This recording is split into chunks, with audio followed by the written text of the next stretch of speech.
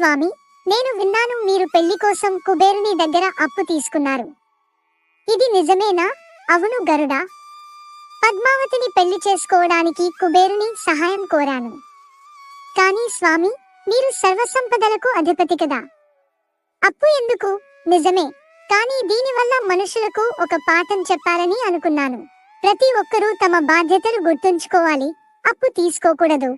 అలా తీసుకున్నా కూడా ఆ అప్పు తీర్చడం ధర్మమని నేర్పించడానికే ఇలా చేశాను. అర్థమైంది స్వామి. మరి భక్తులు ఇచ్చే కానుకలు కుబేరుని అప్పు తీర్చడానికి ఉపయోగిస్తారా? అవును. ప్రతి కానుక భక్తి యొక్క సంకేతం. ఈ సాంసారిక చక్రాన్ని కొనసాగించడంలో ఇది భాగం.